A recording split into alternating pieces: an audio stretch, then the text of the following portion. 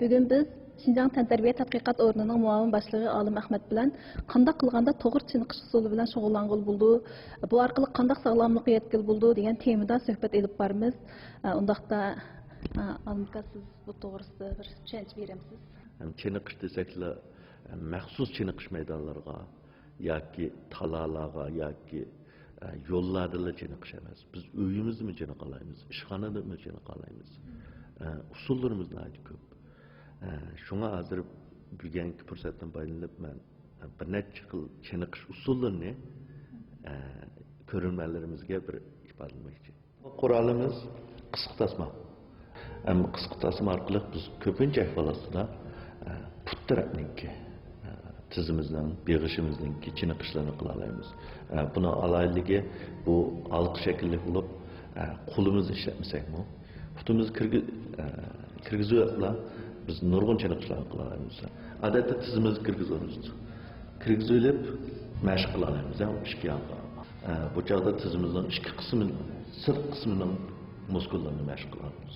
Agar biz musholatda biz o'rnimizdan tursak, o'rnimizdan turib yerim o'ltagan holatda tursak, sag'ir tarafning muskullarini qila olamiz.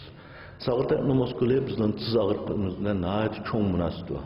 Birisi bel, birisi tiz bilan.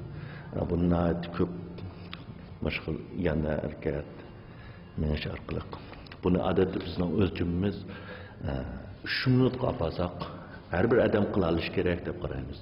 Agar 3 minutga yetmasa, yerim o'ltagan holatimizni bizda badanimizga muskul bizning ig'irligimizni ko'tarishiga yetmaydi deb qaraymiz. Uni bilan beg'ishtirib qilishimizda putimizniki ishtirak muskullarni mashq qilib olishimizga yordam bo'ladi. Hozir turmushimizda biz nihoyat ko'p his qilayotgan bir masalamiz nurg'un odamlarning put olqini ichiga qarab qolgan ahvol nihoyat ko'p. Bu holatda bizning beg'ishimizning sirtqi qismi putimizning beg'ishi og'riqni keltirib chiqadi. Şu bu xil qo'rab orqali biz sirtdagi muskulimizni yaxshi mashq qildira olamiz, putimiz to'g'ri holatda turadi. Hozir xalqning orasida nihoyat ko'p uchraydigan 3 xil og'riq bor. Endi 3 xil og'riqning hammasi bizning turmush odatimizga nihoyat cho'ng munosabat bor. Birisi patamizning og'riqi, miyimizning og'riqi, hatto miyimizni ko'tara olmaydigan ahvollar bor. Bel og'riqi. Endi bular qanday shakllanadi? Bizning tantarbiya badan chiniqish jihatda qanday tushunmaymiz deganda oldin bo'yinning masalasini olsak, bo'yin oldiga so'zib qolgan ahvolda. Buning eng asosiy sababi bizning yan tarafdagi muskulimizniki uzun muddat beshimizni past qiladigan vaqtimizda qisqarib ketganlik sababidan tortishib qolgan. Shunga biz doim ishxonada o'tirgan vaqtimizda ingakni ichiga yig'adigan holatda saqlab turishimiz kerak-da. Anan keyindan qo'lni cho'giltib boshqa turib oqqa tortish orqali muskulimizni tortadi. Shikil taraf. O'zimizda oldinma mana oqqa tortib berish orqali mayalik muskullarni bo'shtalamiz. Bundan başqa bunu tartib etganda sirt bizning ko'krak ustunimizning ustidan qo'limizni ichiga tiqib turib, muskulning yana bir beshini uvlash orqali obdan bo'shtalaymiz.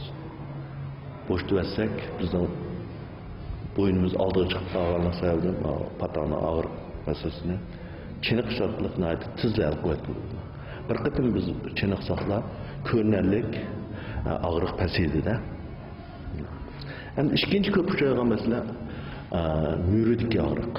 Ba'zan qo'l ko'taramaydi. Biz kompyuter ishlatamiz, mousni ko'p ishlatish bilan xat yozish orqali bizning müridagi ahvolimiz og'riydigan, yolg'iz paydo bo'lgan ahvol. Endi bu masala müridimi desa, tantarbiyaning nuqtasidan qilib aytganda mürid emas. Biz asosiy tovoqdan ko'ramiz. Tovoqning o'rnini xato bo'lishdi. Biz chiniqish jarayonida dümbe muskulimizni chiniqtiramaymiz. Şunun sebepten bizning ikki tovoq o'rtasidagi muskulimiz, tovoqni o'rtaga tortib turgan muskulimizni bo'shab ketadi. bo'shab ketib, tavoq ikki yoqqa ketib, müyri muskul, müyri bilan asl o'rnida qo'zg'alib ketilgan.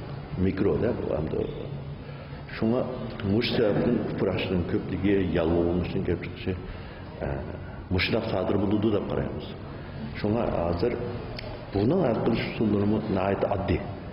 Rezek tasma orqali bu nihoyat yaxshi hal qilib ketiladigan usulda. Odatda mashq qilish usulimiz rezek tasmani bir muqim bir yerga bog'lab qo'yib, baştan başlayalım. Biz aldığında talqimizni yığış arqılıq rezengi tatımızda ana perski besip ahırgıç tatlayıp aldırmaya koyduğun vaktimizde biz bütünlüğü talqımız arqılıq muş muskulların küçeytelerimiz, talqının etrafındaki astideki muskulların küçeytelerimiz. Biz bir mezgil muş hareketini işletmesek beden kurulumuna çıraylık çıkıyor. Kökrek içilidi, adamların ruh tutulur. Bu bedenli 10 yaştaki bir yaxşı usulun biri.